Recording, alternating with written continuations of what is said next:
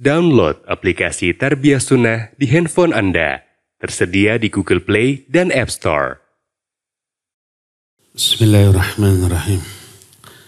Assalamualaikum warahmatullahi wabarakatuh.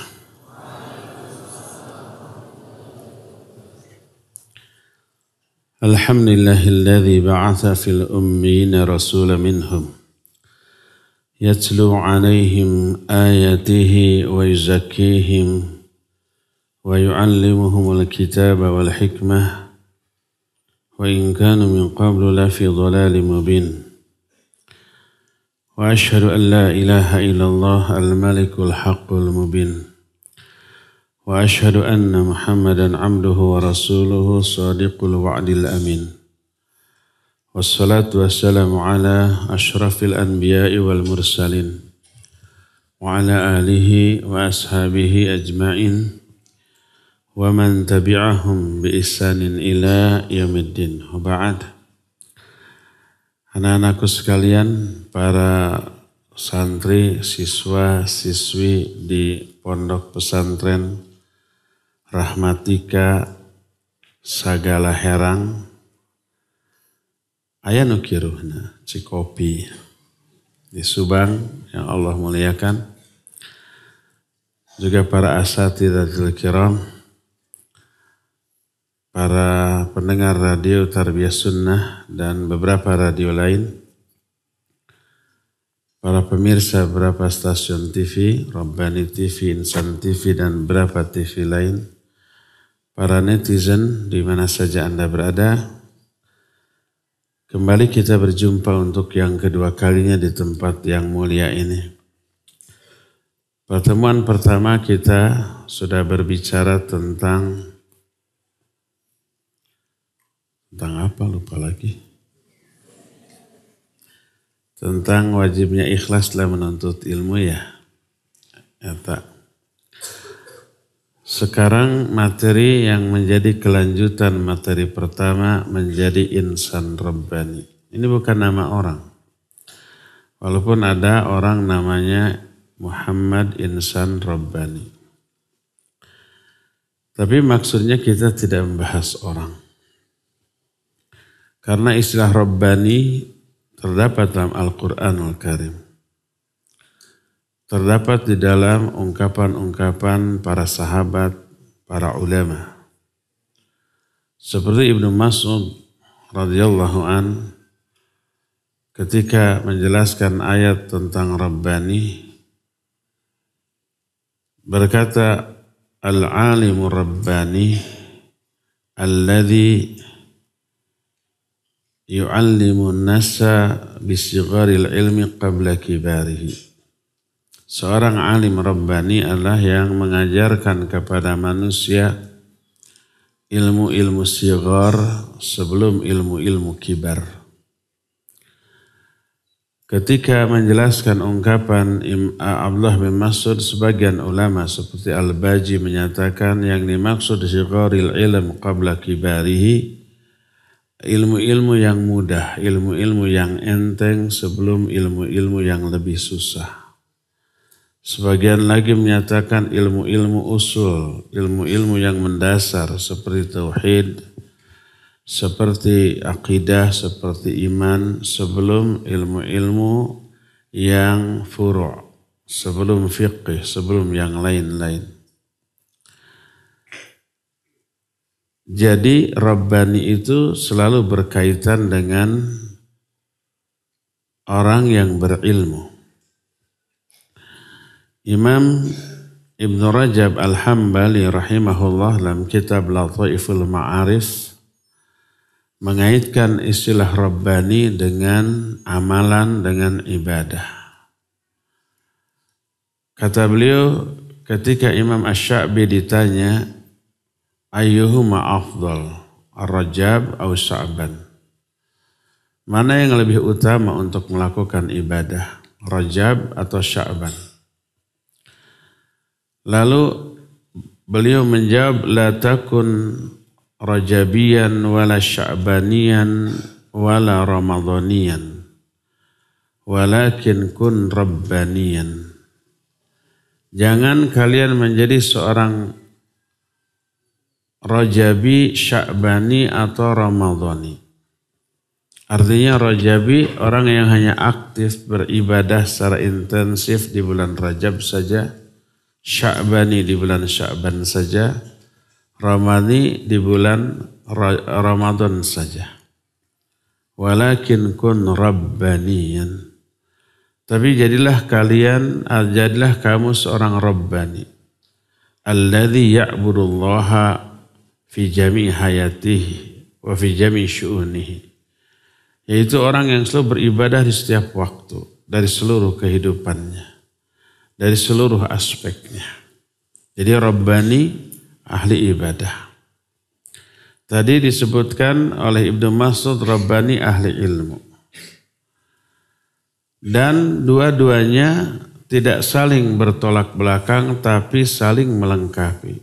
Orang ahli ibadah karena ilmunya.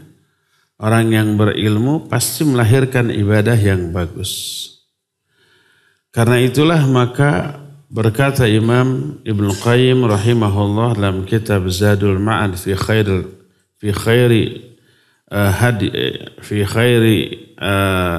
hadi khairil ibad.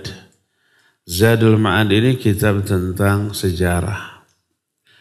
Tapi di dalamnya berisi tentang banyak hal, termasuk masalah tazkiyatun nufus.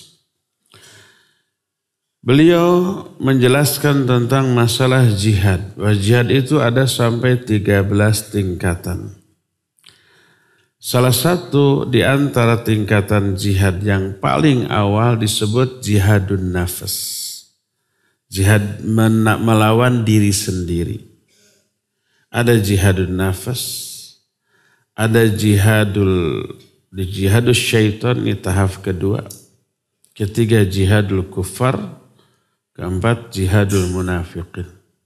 4 level jihad. Dan masing-masing level ada tingkatan-tingkatan. Jangan berharap kita akan menang melawan setan sebelum bisa menang jihad melawan diri sendiri. Terlebih dahulu. Jangan berharap mampu terjun ke medan jihad melawan orang-orang kafir kalau diri sendiri dan setan belum dikalahkan. Di 2 level jihad awal. Nah, seorang mujahid harus menjadi seorang Rabbani terlebih dahulu. Ketika menerangkan jihadun nafas, berkata Imam Ibnu Qayyim, fajihadun nafas 4 maratib aidha. Adapun jihad melawan diri sendiri ada 4 tingkatan. Sebagian tingkatan ini sedang kalian lakukan sekarang. Bahkan 4-4-nya. Karena itu sekolah ini membentuk para santri untuk menjadi seorang Rabbani. Berkata Imam Ibnu Qayyim, jihad melawan diri sendiri ada 4 tingkatan. Ihdaha, yang pertama adalah ayujahidaha ala ta'allumil huda wa dinil haqq. Alladzi la falaha laha wala sa'adata fi ma'asyiha wa ma'adiha illa bihi. Famata fataha ilmuhu syaqiyat fid darain. Pertama, jihad melawan diri sendiri ketika mempelajari ilmu dan agama yang benar. Yang tidak ada kebahagiaan tanpa dirinya, tanpa agama dan ilmu tersebut. Tidak ada kehidupan yang hakiki dunia akhirat tanpa ilmu dan tanpa agama. Ketika seseorang luput tidak memiliki ilmu tentang agama ini, dia akan binasa di 2 negeri. Dunia dan akhirat. Jihad melawan diri sendiri ketika belajar adalah menaklukkan diri, memaksakan diri untuk fokus, konsentrasi dan continue ketika belajar. Karena jiwa itu tergoda oleh hal-hal yang sifatnya duniawi yang menghalangi semangat belajar. Kalian pasti merasakan malas belajar, malas menghafal, lebih suka memikirkan kesenangan dunia. Coba kalau kalian libur pulang ke rumah.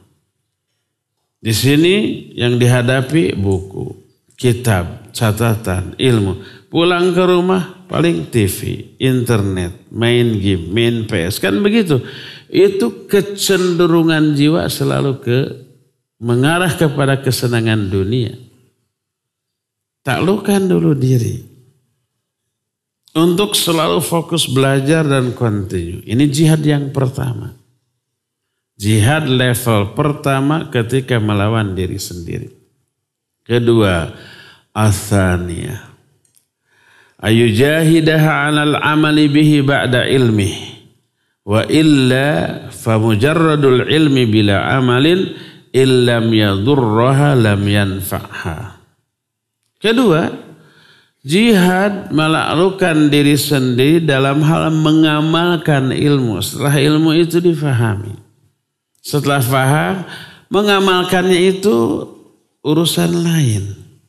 Perlu jihad juga karena ada kendala. Haroream teh, malas teh, banyak urusan teh untuk mengamalkan. Wajib diamalkan. Poin ini nanti kita akan perdalam.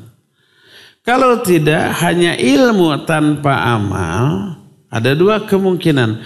Kalau tidak menjadi madarat, minimal tak bermanfaat. Inilah jihad yang kedua ketika melawan diri sendiri. Kita lanjut dulu. Kita sepintas-sepintas dulu. Ini baru muqaddimah. Ats-tsalitsah yang ketiga. Ayujahidaha 'ala ad-da'wati ilaihi wa ta'limihi man la ya'lamuhu. Wa illa kana min alladhina yaktumuna ma anzalallahu minal huda wal bayyinat. Wa la yanfa'uhu ilmuhu wa la yunjihi min 'adzabillah.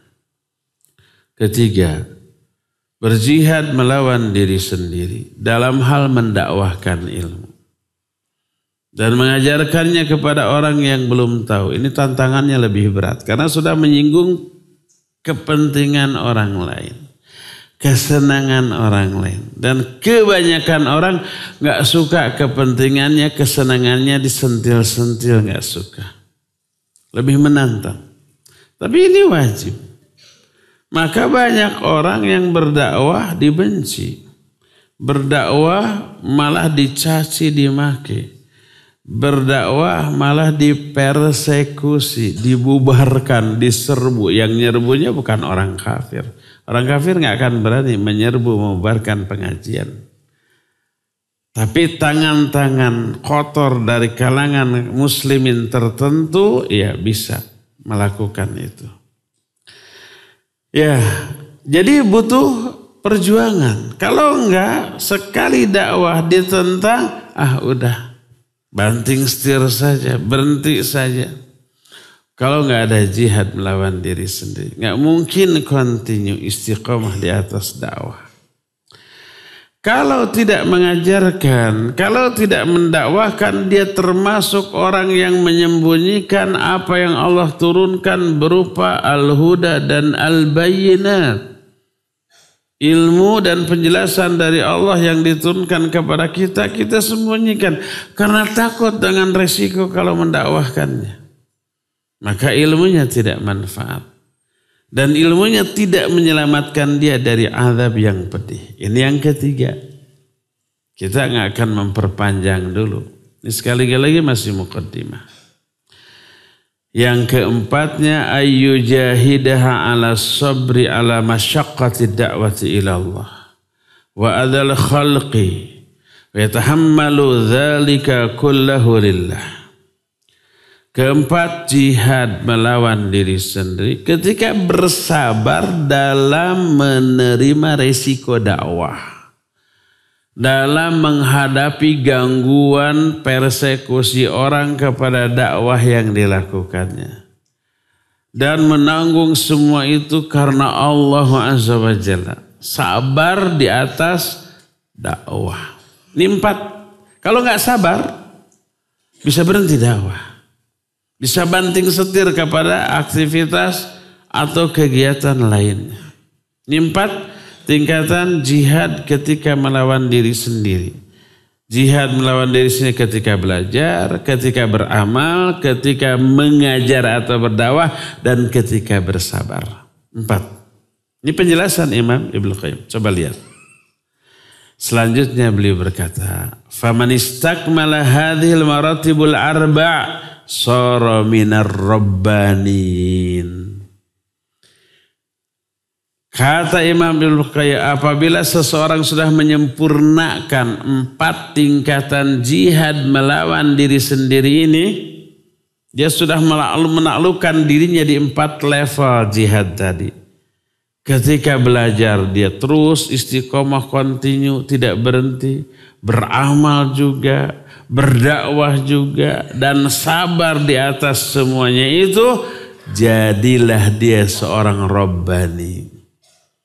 Jadi Rabbani itu orang yang berilmu, orang yang beramal, orang yang berdakwah atau mengajar, dan orang yang bersabar di atas menerima semua risiko dari semua aktivitas tadi. Jadi apa itu Rabbani? Rabbani, insan Rabbani adalah seorang insan yang berilmu, beramal, berdakwah atau mengajar, dan bersabar ketika mengarungi keempat atau ketiga langkah yang dilakukan sebelumnya. Oleh karena itu, maka untuk menjadi insan Rabbani, dia harus mengalami tahap yang cukup berat. Tahap belajar, beramal, kemudian berdakwah, dan terakhirnya bersabar. Ya. Adapun ketika belajar, beberapa poin jihad yang harus diperhatikan. Pertama yang sudah kita bahas di pertemuan yang lalu. Pertama, meluruskan niat ketika belajar ilmu. Niatnya wajib ikhlas lillahi ta'ala. Nggak boleh lid dunya. Untuk kepentingan dunia. Dunia itu baik harta atau pangkat, jabatan, kedudukan, popularitas, apresiasi orang, pengakuan orang, penilaian orang tentang diri kita. Enggak. Ikhlas itu meniatkan amalan untuk meraih apapun yang ada di sisi Allah, bukan yang ada di sisi manusia. Seperti memperoleh keridhaan Allah, pahala dari Allah, atau kecintaan rahmat dari Allah, atau ampunan magfirah dari Allah, atau surga Allah, atau perlindungan dari neraka Allah. Itu semua yang ada di sisi Allah, niatkan untuk meraih itu. Itu yang pertama, niat ikhlas yang pertama seperti itu. Kedua, niatkan mencari ilmu untuk menghilangkan kebodohan dari diri sendiri dan kebodohan dari diri orang lain. Itu termasuk niat yang ikhlas. Berkata Imam Ahmad rahimahullah, al-ilmu la ya'diluhu syai'un in sahhatin niyah. Ilmu itu tidak ada yang menandinginya dalam hal keutamaan. Kalau niatnya benar, in sahhatin niyah. Kalau niatnya salah, bahaya. Sudah kita terangkan, orang yang mencari ilmu niatnya salah, ingin pengakuan orang, ingin dipuji orang, ingin disebut orang hebat, itu kan bahaya. Sudah dijelaskan di pertemuan yang lalu. Ilmu itu nggak ada bandingannya. La ya'diluhu syai' in sahhatin niyah. Kalau niatnya benar. Muridnya bertanya, fakaifa dzalik? Bagaimana niat yang benar ketika mencari ilmu? Beliau menjawab, yanwi raf'al jahli an nafsihi wa an ghairihi. Dia harus meniatkan mencari ilmu untuk menghilangkan kebodohan dari dirinya dan kebodohan dari diri orang lain. Kenapa kebodohan ini harus dihilangkan? Karena itu sumber penyakit. Nabi SAW menyebut kebodohan sebagai penyakit. Kan ada hadis, kalian pasti pernah dengar. Pasti pernah dibahas di kelas atau di banyak pengajian. Seorang sahabat ketimpa batu berdarah-darah gitu, luka parah. Kemudian pas malam hari tidur junub. Mau sholat subuh harus mandi dulu. Tapi dalam keadaan terluka kan gitu ya. Dia nanya ke sahabatnya, ada nggak rukhsah bagi saya untuk tidak mandi? Kata sahabatnya, enggak, harus mandi. Kalau enggak, sholat subuhnya enggak sah. Walaupun berdarah-darah, walaupun terluka parah, dia mandi. Apa akibatnya? Mati. Sampai berita ini kepada Nabi SAW. Marah beliau. Qatalahumullah. Mereka telah membunuhnya. Nah terus apa kata beliau? Limadza lam yas'alu fa inna ilajal ayyi as-su'al. Kenapa mereka enggak bertanya dulu? Karena obat bagi kebodohan adalah bertanya. Perkataan obat bagi kebodohan menunjukkan obat itu sakit, penyakit. Obat itu. Kebodohan itu penyakit. Dan obatnya ilmu dengan cara bertanya. Penyakit yang lahir dari kebodohan minimalnya syubhat dan bisa berefek kepada syahwat. Dua sumber kebinasaan bagi manusia dalam kehidupan mereka, syubhat dan syahwat. Kalau syubhat, penyebab utamanya kebodohan. Syubhat itu semua kesalahan, semua kekeliruan disebabkan karena kebodohan. Karena bodoh dia salah faham. Dalam memahami agama, lahirlah kekeliruan di dalam memahami tauhid.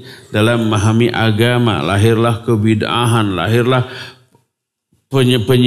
pemahaman-pemahaman yang menyimpang. Karena bodoh, nggak tahu ilmu, nggak cukup ilmu untuk memahami secara benar, akhirnya dia gunakan ro'yu. Ingat, ro'yu itu bukan alat untuk memahami. Akal kita, otak kita bukan alat untuk memahami segala hal, bukan. Coba, kita punya akal. Dokter juga punya akal.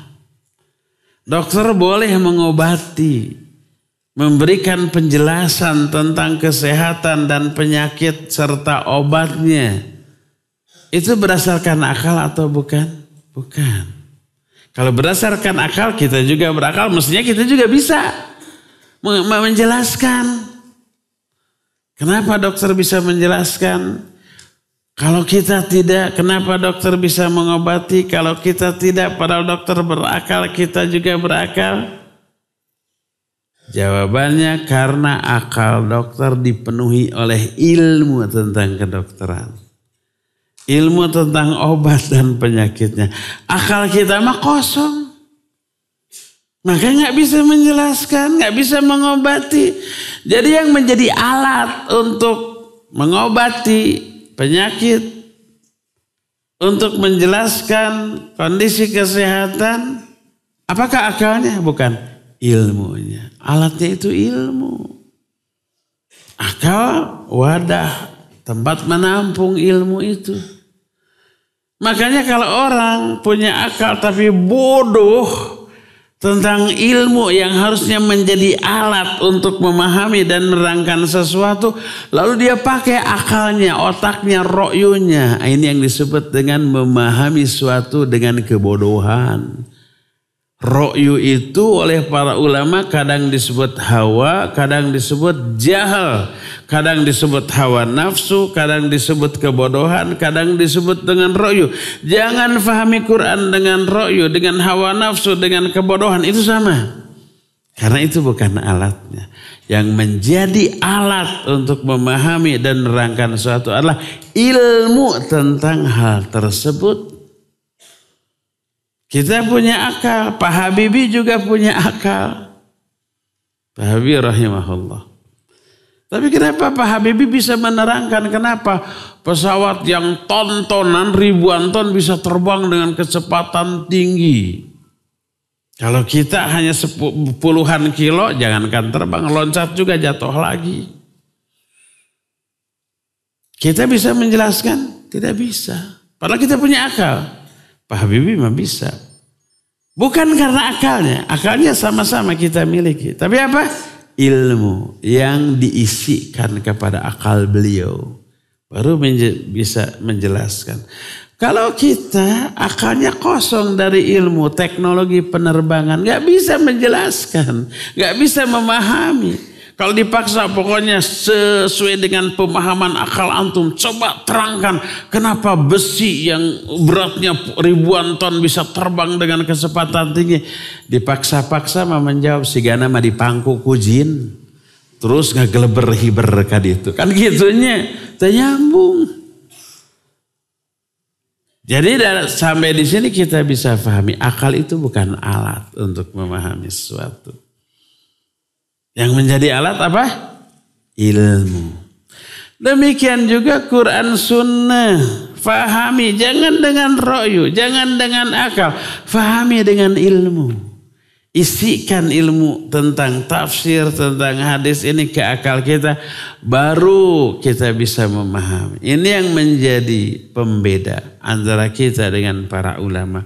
Para ulama bicara Quran, bicara sunnah, bicara agama ini dengan ilmunya.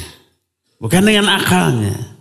Kita memahami agama dengan Al-Quran sunnah. Kalau kosong dari ilmu berarti dengan roh itu berbahaya. Ada ancaman dari Nabi SAW. Man qala fi kitabillah bi ra'yihi. Dalam riwayatnya man fassara al-Qur'ana bi ra'yihi au bima la ya'lamu falyatabawwa maq'adahu minan nar. Siapa orang yang berkata tentang kitab Allah dengan ilmu atau menafsirkan Quran dengan ilmu, dengan ra'yu atau tanpa ilmu, siap-siap menempati tempat duduk dalam neraka. Karena itu bukan alatnya. Dengan demikian, maka ilmu tersebut merupakan alat pokok untuk memahami segala sesuatu. Niatkan mempelajari ilmu itu menghilangkan kebodohan dari diri. Karena kebodohan sumber semua penyimpangan. Bodoh dengan ilmu tapi akalnya, otaknya, rohnya dipaksa memahami sesuatu yang bukan faktanya, bukan haknya untuk difahami, akhirnya ngaco. Akhirnya lahirlah kesalahan, penyimpangan, kebid'ahan di dalam memahami agama. Ini namanya syubhat. Maka karena syubhat sumber keburukan, kesesatan, wajib diobati. Apa obatnya? Ilmu. Niatkan mencari ilmu untuk menghilangkan kebodohan, menghilangkan syubhat. Baik dari diri orang lain ataupun dari diri sendiri ataupun dari diri orang lain. Maka berkata Imam Ibnu Qayyim rahimahullah, kitab Ad-Da' wad-Dawa. Ad-Da' artinya penyakit, Ad-Dawa artinya obat. Dan penyakit ini bukan bicara tentang kedokteran fisik, tapi berbicara tentang penyakit hati. Ada adalah penyakit. Apa penyakitnya? Sumbernya kebodohan. Bisa syirik, bisa kufur, bisa bid'ah, bisa maksiat. Itu penyakit-penyakit hati. Obatnya apa? Ternyata ilmu. Berkata Imam Ibnu Qayyim, ma min madhin fil Qur'an illa fahuwa min thamratil ilm. Wa ma min dhammin fil Qur'an illa wa huwa min samratil jahal. Tidak ada satupun pujian dalam Al-Quran kecuali itu pasti buah dari ilmu. Allah memuji orang beriman, memuji orang bersabar, orang bertakwa, orang beramal soleh. Dipuji oleh Allah, itu semua buah dari ilmu. Orang beriman karena ilmu. Orang beramal karena ilmu. Amal itu aplikasinya dari ilmu. Orang bisa sabar, orang bertakwa karena ilmu. Dipuji mereka, sumbernya ilmu. Dan tidak ada satupun celaan dalam Al-Quran kecuali itu pasti buah dari kebodohan. Allah mencela orang-orang kafir beserta kekafirannya. Perbuatan syirik beserta para pelakunya. Perbuatan bid'ah dan maksiat beserta orang-orang yang melakukan, Allah cela. Dan itu semua lahir karena kebodohan. Coba lihat ketika Fir'aun sudah ditenggelamkan oleh Allah. Bani Israel ini sudah diselamatkan dari penjajahan Fir'aun.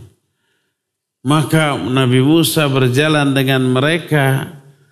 Di tengah jalan melihat ada orang-orang yang menyembah berhala, patung, kabita. Sampai mereka bilang, ya Musa, hei Musa, ij'al lana ilahan kama lahum alihah. Buat bagi kami patung sesembahan. Sebagaimana mereka juga punya banyak patung sembahan tuh. Minta sesuatu yang sifatnya syirik. Ya enggak? Apa kata Nabi Musa? Bal antum qaumun tajhalun. Dasar kamu mah orang bodoh. Dasar kalian mah orang bodoh. Maknanya kebodohanlah yang membuat mereka meminta patung sesembahan. Perbuatan syirik sumbernya kebodohan. Lihat lagi kaum Nabi Lut alaihissalatu wassalam. Ketika datang malaikat berupa orang yang gagah, yang kasep gitu ya. Kemudian kaumnya ngiler melihat yang kasep. Karena mereka penyuka sesama jenis. Minta agar si tamu itu melayani mereka. Apa kata Nabi Lut? Bal antum qaumun tajhalun. Dasar kalian orang-orang bodoh. Ada para wanita dibiarkan, laki-laki diburu. Bodohkan. Maknanya kebodohan ini yang menyebabkan mereka terjerumus ke dalam liwat. Para wanita kenapa tabarruj? Itu juga karena kebodohan. Allah mengisyaratkan ini. Wala tabarrujna tabarrujal jahiliyatil ula. Jangan kalian bertabarruj. Seperti tabarrujnya orang-orang bodoh tuh. Artinya kebodohan itu yang menyebabkan mereka bertabarruj. Pokoknya semua jenis dosa dan penyimpangan itu penyebabnya adalah bodoh. Dari kebodohan lahir syubhat. Dari kebodohan lahir syahwat. Kalau syahwat itu setiap dosa, penyimpangan, kesalahan yang disebabkan karena hawa nafsu. Walaupun dia tahu perbuatannya itu haram, dia nggak peduli. Orang berbuat ghibah, padahal tahu ghibah itu dosa, tapi karena seneng gitu ya, ada kesenangan di sana, enjoy aja menikmati ghibahnya. Orang mencuri, orang mabuk, orang berzina, orang berjudi, tahu nggak itu haram? Tahu. Tanya para koruptor, tahu nggak itu haram? Tahu, tapi kenapa dilakukan? Ada kesenangan di sana. Walaupun tahu ilmunya, tapi dia tetap lakukan karena hawa nafsu. Orang seperti ini oleh Al-Quran juga disebut dengan sebutan orang bodoh. Dan ini diungkapkan, diisyaratkan oleh Allah dalam Al-Quranul Karim. Orang-orang yang ya'maluna sayyi'at bijahalah. Mereka itu melakukan perbuatan buruk karena kebodohan. Kenapa disebut bodoh? Padahal mereka tahu itu buruk, berilmu bahwa itu haram. Kenapa disebut bodoh? Mereka bodoh tentang beberapa hal. Pertama, bodoh bahwa Allah melihat, para malaikat menyaksikan dan mencatat perbuatan dosa. Itu luput dalam pikiran mereka. Kalau mereka si copet mau nyopet, apakah lihat dompet nongol di kantong celana orang langsung diambil? Enggak, dia lihat keadaan, lihat kiri kanan orang. Ada yang ngelihat enggak? Ada yang tahu enggak? Ada yang menyaksikan enggak? Kalau enggak, semua orang sibuk dengan HP-nya masing-masing, kan zaman sekarang begitunya. Baru dia beraksi, disiapkan dua jarinya. Gitu merenya atau kie. Pas mau nyolong, mau melihat, ada yang dilihat melirik. Jadi enggak? Nggak jadi. Kenapa? Ada yang melihat.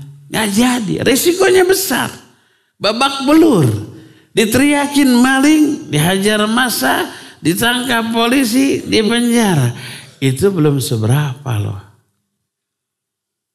Tapi kalau seorang mukmin pas mau berbuat maksiat, kalau dia sadar saat itu bahwa Allah melihat, para malaikat menyaksikan dan mencatat, dan semua itu kelak ada risikonya, ada konsekuensinya, diazab di alam kubur, diazab di akhirat, risikonya lebih babak belur daripada dihakimi massa loh.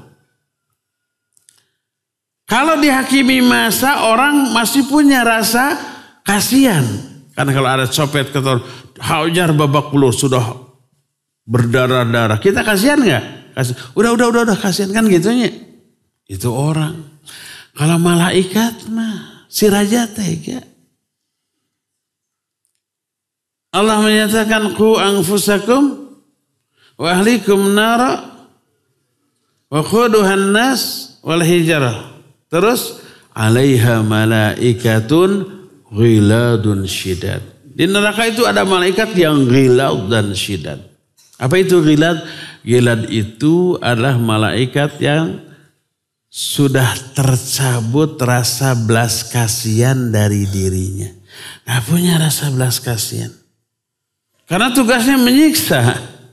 Kalau menyiksa, mengadab, kasihan gak teganya. Harus nyari tonjok, satakar kebak, karunya disintrik. Kan bisa begitu. Ghilad itu yang tidak memiliki belas kasihan. Sekali pukul, satakar kebak mukulnya itu. Apa satakar kebak itu apa? Sekuat-kuatnya. Nah itu loh, babak belur nggak? Pejet, bukan babak belur lagi. Seandainya setiap orang ketika berbuat dosa dan maksiat, menyadari Allah melihat, para malaikat menyaksikan dan mencatat. Seandainya mereka sadar kelak ini ada konsekuensinya di alam kubur, di akhirat, tak akan ada seorang pun yang berani melakukannya. Tapi karena bodoh tentang hal ini, dia nekat berani. Itu kebodohan pertama. Bodoh tentang muraqabah Allah terhadap mereka. Pengawasan Allah terhadap mereka. Tidak memiliki sifat muraqabah, merasa diawasi oleh Allah, oleh para malaikat. Enggak. Kedua, muncul kadang-kadang pikiran. Sekarang tahu ini dosa, tapi nanti bisa istighfar, bisa taubat. Apalagi ada hadis, sholat yang 5 waktu. Jumat ke Jumat, Ramadan ke Ramadan, sebentar lagi Ramadan. Itu menghapus dosa-dosa. Kayak aku sholat kehapus, kan gitu muncul ya pertanyaan, pikiran begitu. Bodoh itu. Pertama, yang terhapus oleh sholat, oleh Jumatan itu hanya dosa kecil, ini dosa gede. Kedua, dikira taubat itu gampang. Taubat itu amal soleh yang tidak bisa lakukan oleh siapapun kecuali dengan hidayah dari Allah.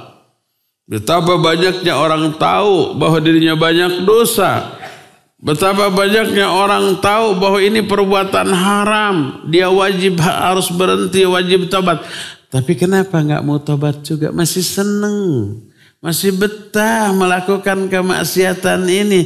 Nanti ajalah kalau ubannya sudah dominan di kepala. Kalau si kulit sudah keriput. Kalau usianya sudah di atas 60 tahun. Barulah nanti kita tobat. Sekarang masih 20 tahun, 11-an tahun. Happy-happy kan gitu ya. Disangkanya usianya bisa sampai ke 60 tahun. Belum tentu. Dan kalau toh sampai 60 tahun, apakah dia bisa tobat? Enggak. Tobat itu hidayah dari Allah. Maka para sahabat, para ulama menyatakan kullu man 'asa rabbahu fahuwa jahil. Setiap orang yang bermaksiat kepada Allah, dia bodoh. Ini menunjukkan kebodohan adalah sumber segala macam keburukan. Sumber segala macam dosa. Mencari ilmu niatkan menghilangkan kebodohan. Baik dari diri sendiri biar tidak terjerumus dalam syubhat dan syahwat. Juga hilangkan kebodohan dari diri orang lain dengan cara di-share, diajarkan, didakwahkan. Agar orang lain juga terlepas dari kebodohan, terlepas dari semua efek dari kebodohan. Berupa kufur, berupa syirik, berupa syubhat, syahwat dan seterusnya. Nah, ini seorang yang disebut dengan Rabbani. Hilangkan kebodohan dari diri sendiri dan dari orang lain ketika meniatkan mencari ilmu. Ini termasuk niat yang sangat bagus. Inilah poin pertama. Ketika berjihad melawan diri sendiri dalam hal mencari ilmu, maka jihadilah diri kita dalam hal niat ketika mencari ilmu. Kedua, bersungguh-sungguhlah, berjihadlah dalam menawan diri sendiri ketika mengamalkan ilmu. Karena apa? Amal itu tujuan pokok dari belajar. Berkata Imam Sufyan Ats-Tsauri rahimahullah. Perkataan Imam Sufyan Ats-Tsauri dikutip oleh Imam Abu Nu'aim dalam kitab Al-Hilyah. Maknanya adalah Hilyatul Auliya. Hilyah itu perhiasan. Perhiasan para wali. Apa perhiasan itu? Ibadah dan akhlak yang mulia. Berkata Imam Sufyan Ats-Tsauri rahimahullah, innama yuta'allamul ilmu liyuttaqallahu bihi. Ilmu itu hanyalah dipelajari untuk jadi alat bertakwa kepada Allah Azza wa Jalla. Ilmu itu alat, bukan tujuan. Apa tujuannya? Amal. Kita belajar itu untuk beramal loh. Kita belajar nanti dimintai pertanggungjawabannya. Sebagaimana sabda Nabi SAW, hadis sahih riwayat Imam At-Tirmidzi diterima dari Abi Barzah Al-Aslami radhiyallahu an, berkata Rasul alaihi salatu wasallam, la tazulu qadama 'abdin yaumal qiyamah hatta yus'ala an umrih fima afna wa an ilmihi fima fa'ala bih wa an malihi min aina iktasabahu wa fima anfaqahu wa an jismihi fima ablah. Tidak akan bergeser kedua kaki seorang hamba pada hari kiamat sebelum dia ditanya tentang 4 hal. Siapkan jawaban kalian untuk 4 pertanyaan berikut ini. Sekarang aja siap nggak menjawab dengan jawaban sesuai dengan syariat Allah. Pertama, tentang umurnya, untuk apa dia dihabiskan. Umur kita dihabiskan untuk mengejar, lebih banyak mengejar dunia atau akhirat. Dan kalau kita mengejar akhirat, maksud akhirat itu amal-amal yang disyariatkan, yang dipahala di akhirat. Niatnya untuk benar akhirat, untuk dunia. Sebab banyak orang beramal akhirat tapi dengan niat dunia. Ada nggak orang rajin tahajud, rajin saum Senin Kamis? Ditanya, kamu rajin amat ibadahnya? Apa jawabnya? Iya, biar cepat dapat jodoh. Ada yang begitu? Ada. Kamu rajin amat dikirnya sekian ribu kali. 10.000 kali semalaman nggak ngantuk, nggak capek apa aja. Iya, biar saya laris dagangannya. Ada yang begitu? Meniatkan amalan untuk akhirat tapi diniatkan untuk kepentingan dunia. Ada yang begitu? Banyak. Ini kerusakan tauhid. Ketika kita mempelajari kitab tauhid, di bab akhir dari kitab tauhid ini ada bab dengan judul Iradatul Insan bi amalihi dunya. Seseorang menghendaki dunia dengan amal akhirat yang dia lakukan. Amal akhiratnya sholat, amal akhiratnya saum, amal akhiratnya sholawat, amal akhiratnya zikir.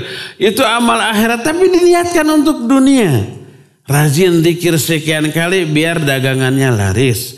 Rajin sholat malam biar cepat dapat jodoh. Rajin saum biar pangkatnya karir cepat naik. Ada yang begitu? Ada. Amal akhirat diniatkan untuk dunia, hina. Imam Ibn Jauzi rahimahullah mengumpamakan orang seperti itu seperti orang yang punya sendok. Sendok ini terbuat dari emas. Berlapiskan berlian. Mahal nggak tuh? Super mahal. Mungkin harganya kalau nggak ratusan juta bisa miliaran tuh. Sendok dari emas itu bisa 1 ons lebih gitu ya. Emas murni. Terus dihiasi dengan berlian. Tapi dipakai untuk nyidup kotoran manusia. Betapa hina, jijik, najisnya kotoran. Betapa mahalnya ini sendok. Amal akhirat baik sholat, saum, zikir, sholawat. Itu agung karena itu amalan untuk akhirat. Tapi diniatkan untuk sesuatu yang hina yaitu dunia. Nabi SAW mengumpamakan dunia dengan berbagai macam perumpamaan yang hina. Kadang diumpamakan dengan bangkai binatang. Kadang diumpamakan dengan kotoran manusia. Kadang dijelaskan seandainya dunia ini ada harga, ada nilai di mata Allah. Walaupun senilai sehelai sayap seekor nyamuk. Bukan nyamuknya loh. Hanya seekor, hanya sehelai sayap. Jangankan sehelai sayap, nyamuknya sekalian sekarung ada harganya? Bisa dijual? Bisa. Para manuk, para caksak, itu kan makanannya lumayan lah. Sakarung ayah 1.000 atau nyamuk? Meren ayah. Ada harga minimal. Seandainya dunia ada nilai di mata Allah, sebanding nilainya itu dengan sehelai sayap seekor nyamuk, Allah seakan mungkin memberikan walaupun seteguk air kepada orang kafir. Dibiarkan kelaparan, kehausan karena kekafiran mereka. Kalau dunia ini punya nilai, walaupun nilainya sebanding dengan sehelai sayap seekor nyamuk. Tapi karena dunia nggak punya nilai, malah hina, sehina kotoran orang, sehina bangkai binatang. Orang kafir dikasih dengan jumlah yang melimpah. Ada orang kafir yang kaya? Banyak. Lebih kaya orang kafir daripada kaum muslimin. Kenapa Allah kasih? Karena itu hina. Bukan wujud dari kemuliaan dan keriduan Allah Azza wa Jalla. Enggak. Seandainya kekayaan adalah bukti nyata keriduan Allah, kemuliaan Allah yang Allah berikan kepada manusia, niscaya yang paling kaya adalah para nabi, para muttaqin, para solihin. Tapi karena itu bukan wujud kemuliaan, Allah kasih ke orang-orang paling durhaka sekalipun. Jadi yang pertama ditanya, umurnya untuk apa umur itu dihabiskan? Dalam riwayatin tentang wa'an syababihi fima ablah. Tentang masa mudanya, untuk apa masa muda itu dihabiskan? Masa muda ibarat usia emas bagi setiap orang. Di sana semua potensi itu puncak, maksimal. Fisiknya pas kuat-kuatnya puncak kekuatan. Jiwanya juga segar, semangatnya menggebu-gebu, itu ya. Nah, itu usia emas itu. Itu akan ditanya, untuk apa dihabiskan? Umumnya manusia mumpung masih muda, kita hang out, kita kangkau, kita hura-hura, kita senang-senang. Ibadah mah nantilah kalau sudah jadi aki-aki. Ada yang begitu? Ada. Tak sadar bahwa masa muda itu akan ditanya. Maka kalau orang ketika muda menghabiskan masa mudanya untuk ibadah, untuk belajar seperti usia kalian, ini orang istimewa. Pemuda lain menghabiskan masa mudanya untuk hura-hura, Kalian menghabiskan masa mudanya untuk menuntut ilmu sebagai bekal beribadah dan beramal soleh. Ini istimewa di dunia. Di akhirat diistimewakan. Di alam mahsyar semua orang menderita, kepanasan, matahari dekat, semuanya telanjang ya, ingin segera lepas dari situasi seperti itu, menderita. Tapi ada beberapa golongan, dalam satu hadis 7 golongan, dalam hadis lain ada lebih lagi yang akan dinaungi di bawah naungan arsy Allah. Mereka nyaman, sejuk, mereka tidak menderita. Siapa?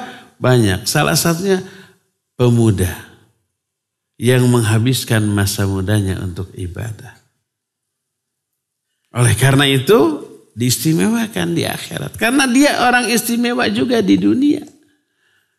Bahagialah kalian orang-orang yang Allah pilih untuk berkumpul di sebuah tempat yang di tempat itu hanya diajarkan ilmu dan amal.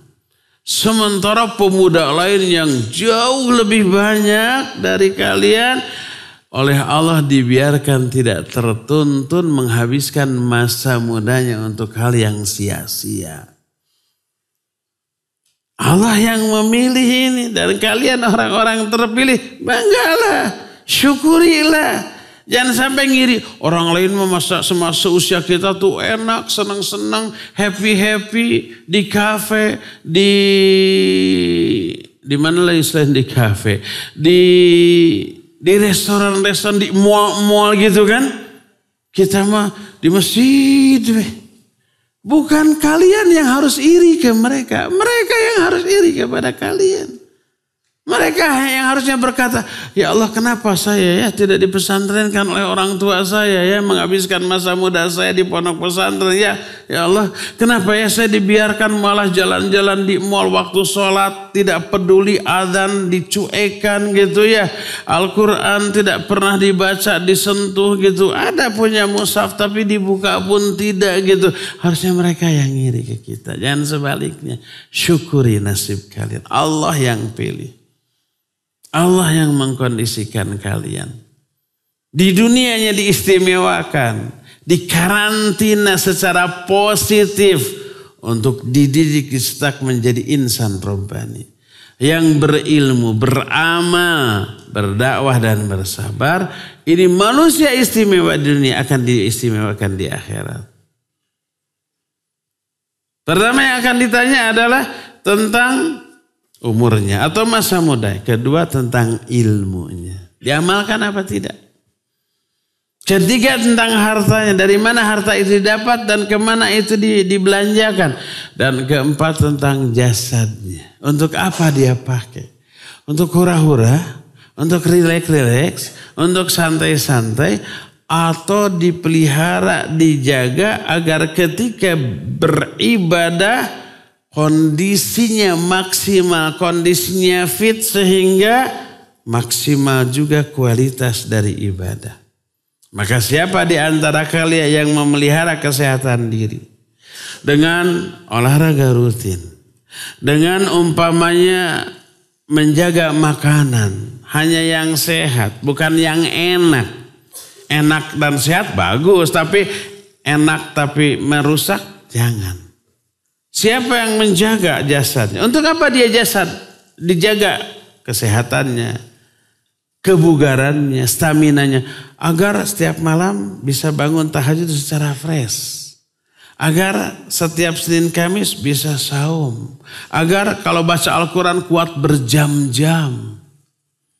Agar kalau umpamanya nolong orang kuat. Agar kalau menghafal cepat hafal. Dan itu dipengaruhi oleh kondisi fisik. Makanya saya jaga fisik saya.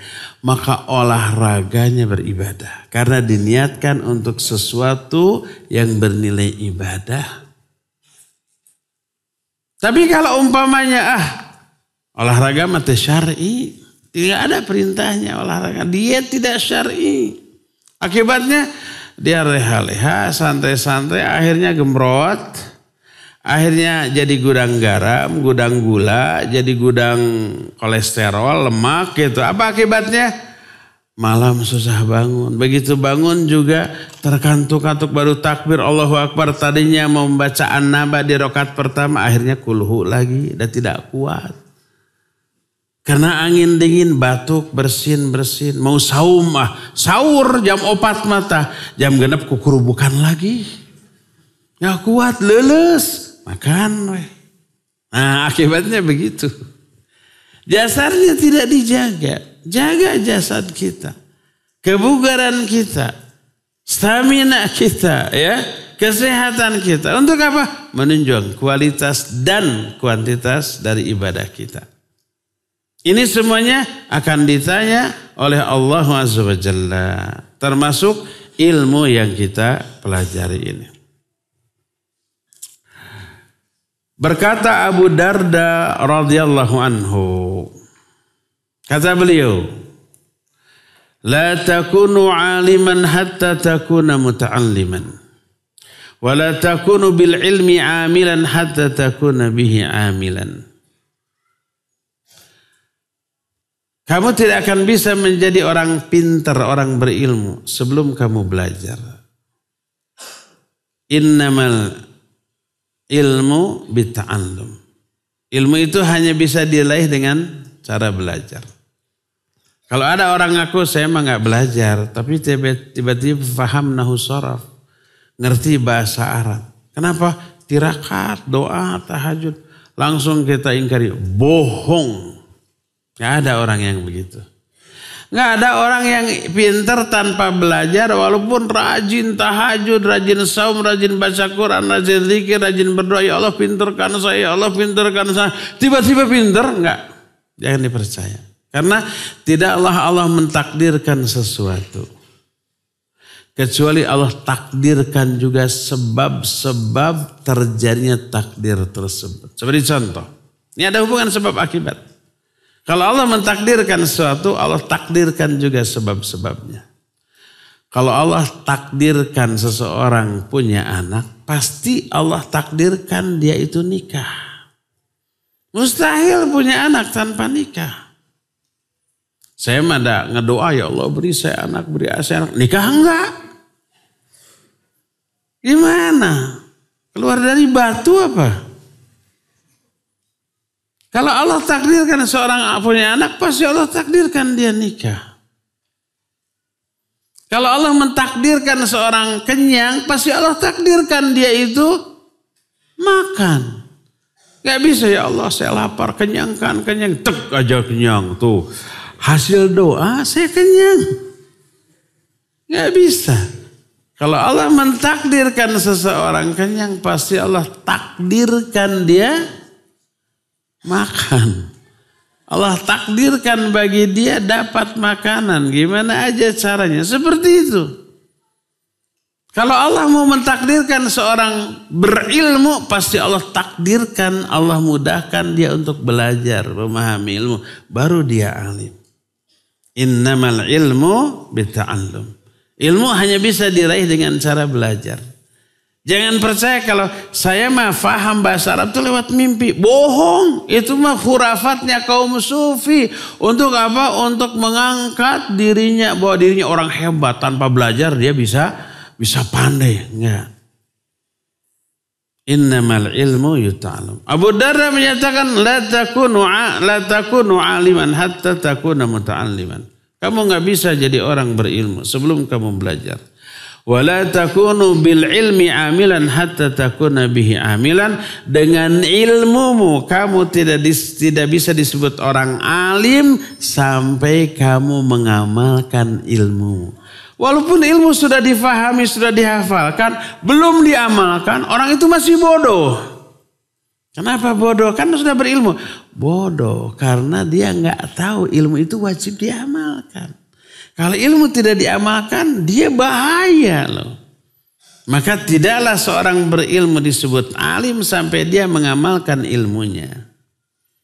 Makanya berkata Fudail bin Iyad rahimahullah, kata beliau, la yazalul alimu jahilan bima alima hatta ya'mala bihi fa idza amila bihi kana aliman. Kata Fudail bin Iyad, seorang yang berilmu masih tetap dikatakan bodoh dengan ilmunya sampai dia mengamalkan ilmunya. Dan bila dia sudah mengamalkan ilmunya, barulah dia disebut sebagai seorang yang alim. Jadi orang yang hafal banyak ilmu, menguasai banyak ilmu, baru disebut orang alim kalau sudah diamalkan. Kalau belum diamalkan, bodoh. Di mana letak kebodohannya? Dia seolah-olah nggak tahu bahwa ilmu itu wajib diamalkan. Kalau nggak diamalkan, terancam. Apa ancamannya? Banyak dalam Al-Quran. Ayat yang mencela orang yang berilmu itu karena tidak diamalkan. Allah berfirman, ya ayyuhalladzina amanu lima taquluna ma la taf'alun. Kabura maqtan indallahi an taqulu ma la taf'alun. Ata'muruna an-nasa bil birri wa tansawna anfusakum wa antum tatluna al-kitab afala taqilun. Dalam hadis sahih riwayat Muslim, di neraka nanti ada orang ususnya terburai. Dia pegang ususnya sambil berlari-lari, muter-muter di sekeliling neraka. Ditonton oleh para penghuni neraka. Rupanya ini orang beken. Orang yang dikenal, orang yang viral, orang yang kaceluk, kaun-aun, kakoncara, kajana pria. Beken itu namanya. Dan bekennya itu dalam konteks kebaikan. Orang ini ustaz. Orang ini ulama. Orang ini mubaligh. Orang ini da'i. Orang yang ke neraka dengan usus terburai itu orang berilmu. Suka dakwah. Maka para ahli neraka bertanya, ya fulan ma sya'nuk? Alam takun ta'muruna bil ma'ruf wa tanhana 'anil munkar? Hei fulan, ada apa denganmu? Bukankah dulu waktu di dunia kamu suka memerintahkan kami untuk berbuat ma'ruf, melarang kami dari kemungkaran? Orang ini tukang dakwah. Tapi kenapa ke neraka? Orang itu menjawab. Kata dia, bala kuntu amartukum bil ma'ruf wa lam ati. Wa nahaitukum 'anil munkar wa ati. Ya, kata dia. Dulu aku merintahkan kalian untuk berbuat baik, tapi aku sendiri tidak melakukannya.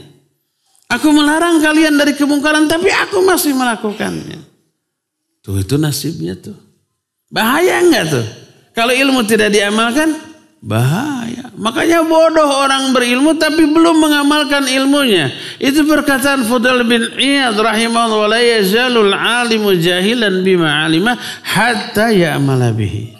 Fa idza amila bihi kana aliman.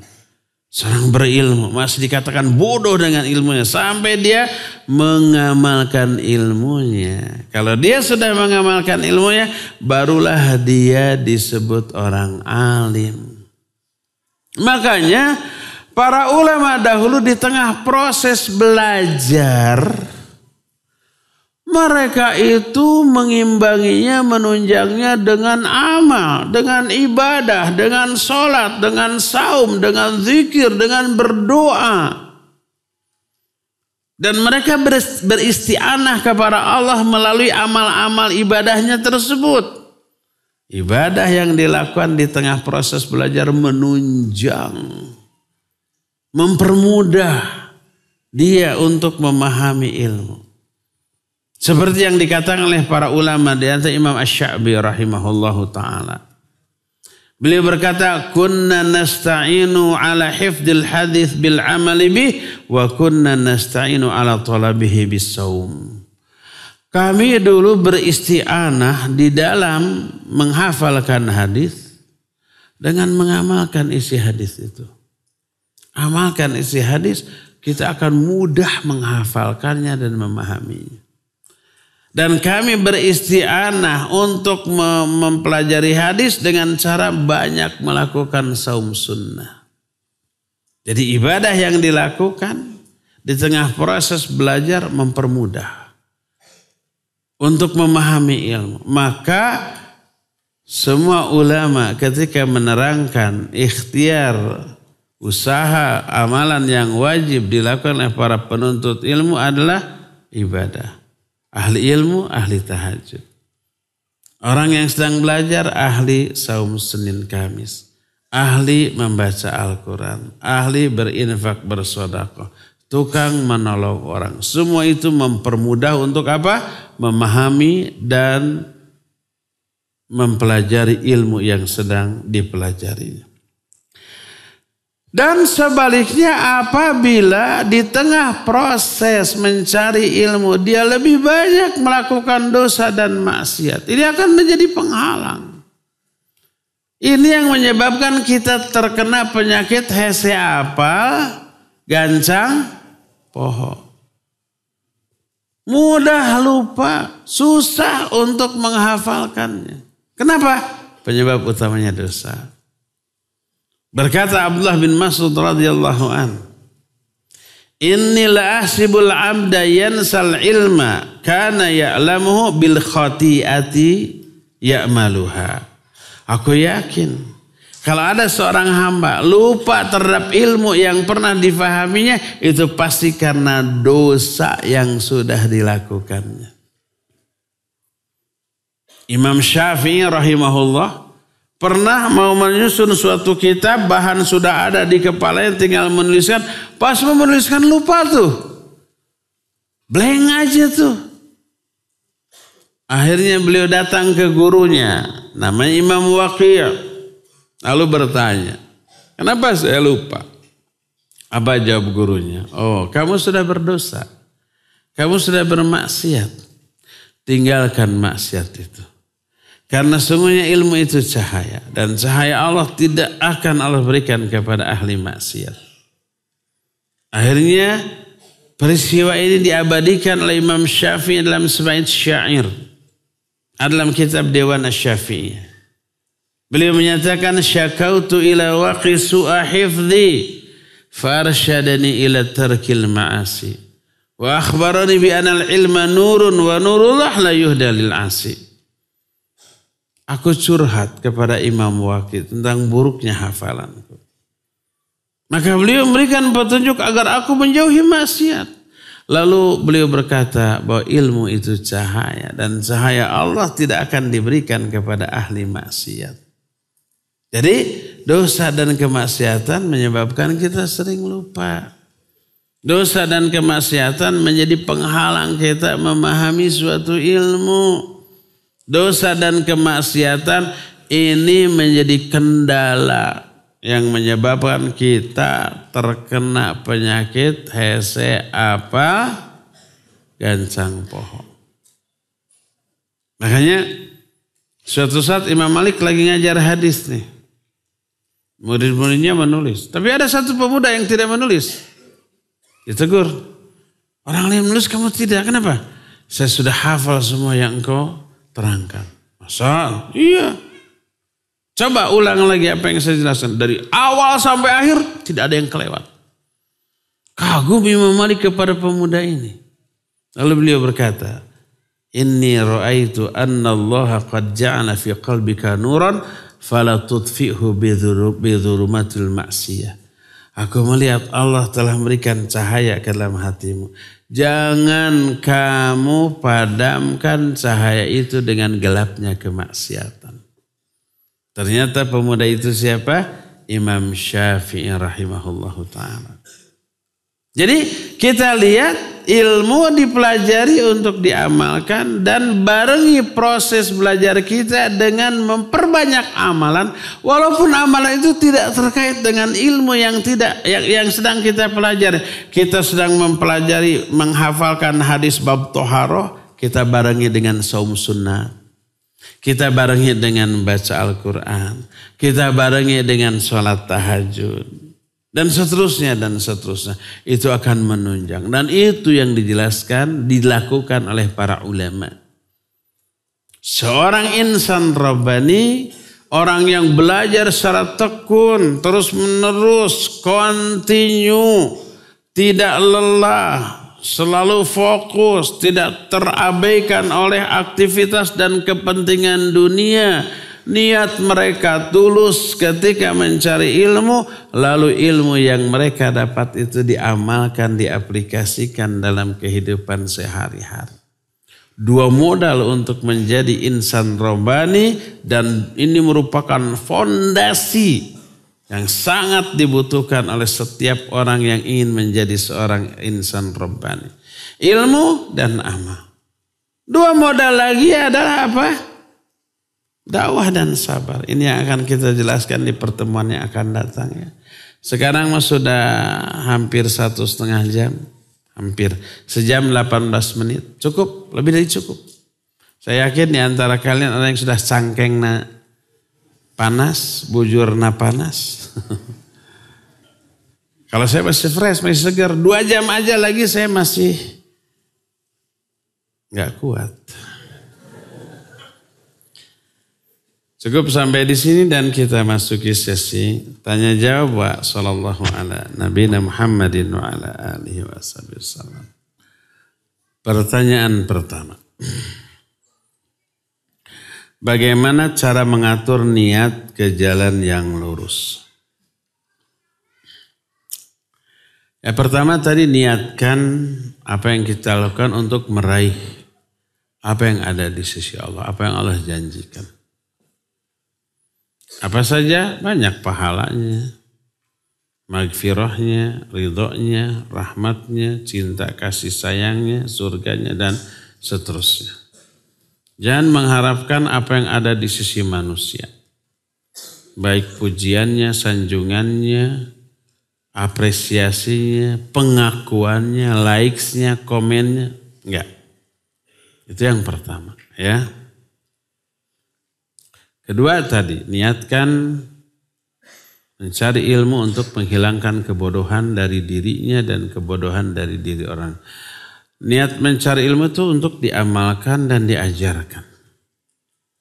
Ketiga, niatkan mencari ilmu untuk membela syariat.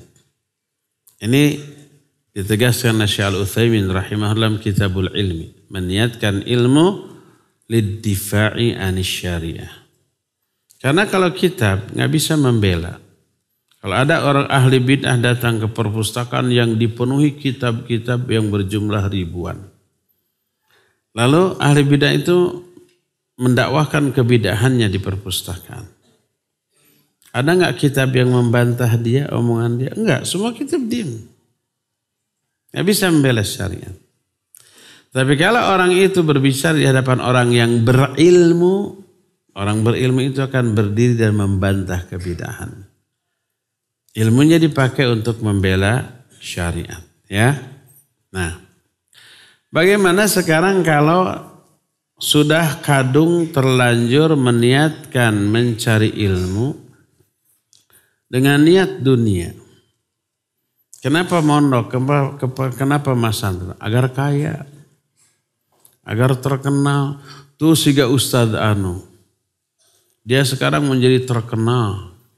Kaceluk, kaawun-awun, kakoncara, kajana pria. Setiap kajiannya dihadiri oleh ribuan, penuh sesak masjid. Disiarkan oleh banyak TV. Ya, Ahwat tuh ngantri menghibahkan diri. Dia terkenal, dia dipuji banyak orang, dia kaya raya. Saya belajar itu ingin kayak dia. Ada yang begitu? Mungkin ada. Dia ingin menjadi ustadz terkenal karena terinspirasi oleh orang yang seperti itu. Ustadz yang menjadi idola dia nggak salah. Dia terkenal bukan karena keinginan diri tapi karena kiprahnya. Ketulusannya, kesungguh-sungguhannya membuat dia ini dipuji banyak orang. Dianya tidak salah. Tapi orang yang meniatkan belajar ilmu karena ingin keuntungan duniawinya, itu keliru, salah. Nah, gimana kalau orang sudah terlanjur begitu ketika belajar? Apa yang harus dia lakukan? Dia wajib merubah niatnya. Singkirkan niat-niat tadi, ubah, saya mau belajar agar bisa beramal secara benar. agar saya bisa mengajar, menuntun banyak orang dari kegelapan kepada cahaya, dari maksiat kepada taat, dari bid'ah kepada sunnah, dari kufur kepada iman, dari syirik kepada tauhid, agar kelak saya bisa bertanggung jawab atas hidup saya di hadapan Allah. Luruskan lagi niat. Apakah dosa kesalahan niat tadi terhapus? Terhapus. Dan itu pun terjadi di kalangan para ulama.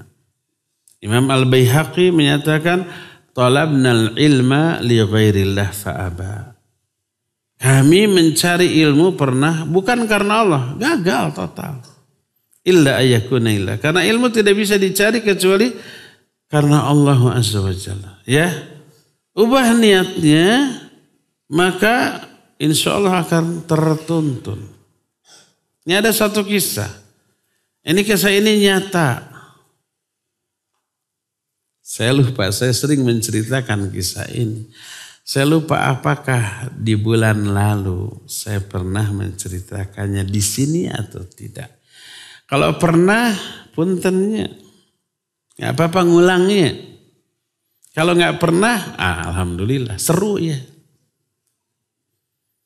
Ada seorang pemuda bodoh, miskin, seleranya tinggi, ngincer akhwat yang cantik jelita, yang gelisna kawanti-wanti, endahna kabina-bina. Kehalusan kulitnya matak ti serele kutu ti soledat tuma. Itu gak ada terjemahannya itu. Selain cantik, dia kaya raya. Banyak orang kepincut, laki-laki kepincut, tapi gak berani. Nah, laki-laki ini yang miskin, yang bodoh, nekat dia, ngelamar. Will you marry me? Gitu.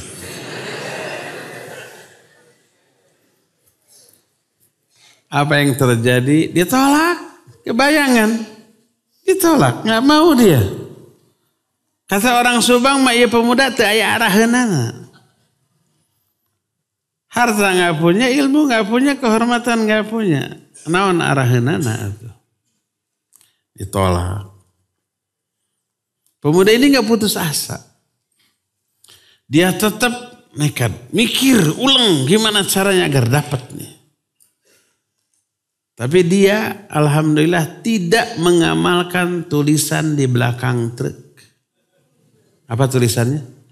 Cinta ditolak, dukun bertindak. Ada pernah? Alhamdulillah tidak. Hanya dua yang bisa memikat seorang wanita. Pertama, kekayaan. Kalau kaya amanya, walaupun butut, tua, laku nggak? Laku ke ABG. Ya, ada yang 17-18 tahun ke aki-aki 70 tahun. Yang sudah ompong, kenapa? Kaya raya. Kedua, karena kehormatan. Asal dihormati oleh orang dihormat, dimuliakan. Para wanita juga ingin. Apalagi punya dua-duanya. Ya banyak duit, ya terhormat, ya enggak? Ada yang begini?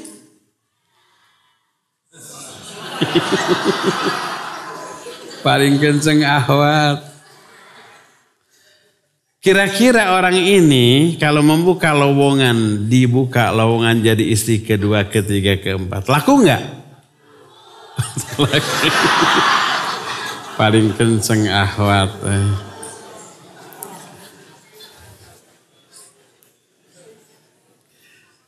Tapi ada, ini entah omongan ahwat ini hoax atau kenyataannya ada orang yang punya duit, dihormat tapi nggak laku juga, ada loh yang kayak itu, ya.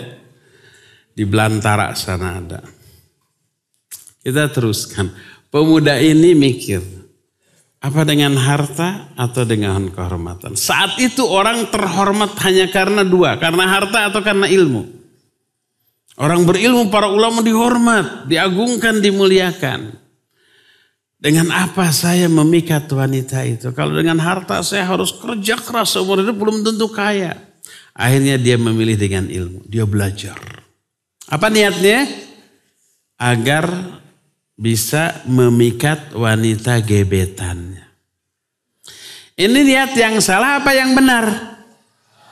Benar salah. Benar salah, bukan karena Allah. Apa yang ternyata berhasil dia. Dia jadi ulama besar. Muridnya banyak, terhormat. Orang memuliakannya. Setelah dia berhasil menjadi ulama besar, muridnya banyak, dihormati. Wanita yang dulu menolaknya mengirim utusan menawarkan dirinya untuk dinikah.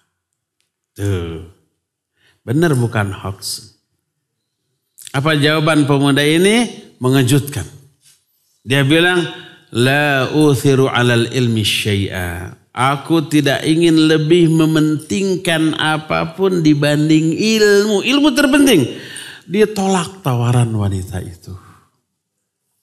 Seri satu-satu. Dulu dia yang ditolak. Sekarang wanita itu yang ditolak. Kenapa orang ini niatnya salah tapi berhasil? Diterangkan oleh para ulama. Syekh Al-Barjas dalam kitab Awaiqut Thalab menyatakan awalnya orang ini meniatkan dengan niat yang salah ketika mencari ilmu. Niatnya untuk memikat wanita gebetan. Tapi di tengah proses mencari ilmu, ilmu yang dia pelajari menuntun dia untuk ikhlas. Bab-bab awal dalam setiap ilmu berbicara tentang keikhlasan. Tentang umpamanya, lihat kitab umpamanya Bulughul Maram. Masalah fikih. Apa yang pertama kali dibahas? Babun niyah. Lihat kitab akhlak umpamanya kitab Riyadhus Shalihin. Bab yang pertama dibahas bab babul ikhlas wa ikhdarun niyah. Jadi bab awal wajib meniatkan mencari ilmu secara ikhlas. Tertuntun dia. Ada ancaman siapa yang tidak ikhlas begini. Takut dia. Akhirnya di awal langkah pencarian ilmu niatnya sudah terluruskan. Lurus. Makanya dia berhasil. Dan terlihat dari jawaban orang ini ketika wanita tersebut menawarkan dirinya, dia menolak. La uthiru alal ilmi syai'a.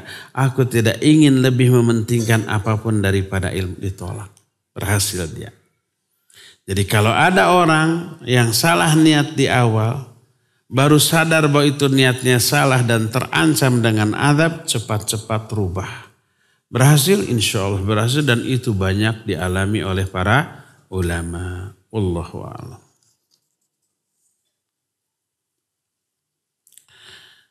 Apabila orang yang berdakwah jika niat awalnya karena Allah lalu tiba-tiba di akhir ia berniat karena dunia, apakah pahalanya akan terhapus? Nah ini.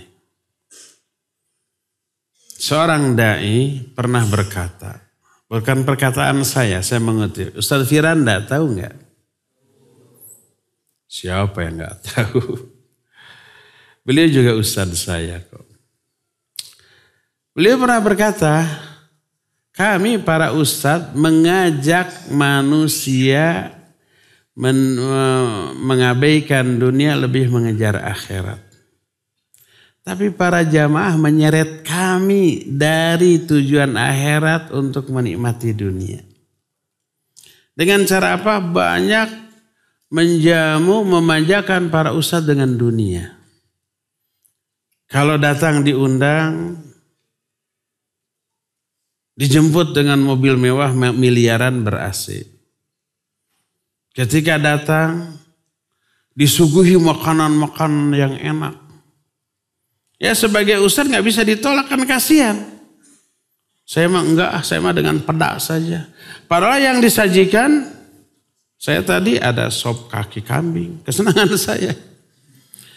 Ada ikan mas, favorit saya. Ada lalab-lalaban yang dikukus, waluh, kacang panjang, apalagi daun pepaya itu bagus untuk jantung dan saya punya jantung. Ditambul sapiring habis. Gitu ya, sanggup nama teu direret. Saya makan nggak pernah makan nasi. Kadang ada lah, tapi kebanyakan tidak. Hanya itu ditambal. Cuci mulutnya apa? Durian. Sampai sekarang masih ada. Nggak akan saya bagi ke santri, nggak cukup. Itu sudah disajikan. Jadi para ustadz mengajak jamaah untuk menikmati akhirat. Jamaah menyeret para ustadz untuk menikmati dunia.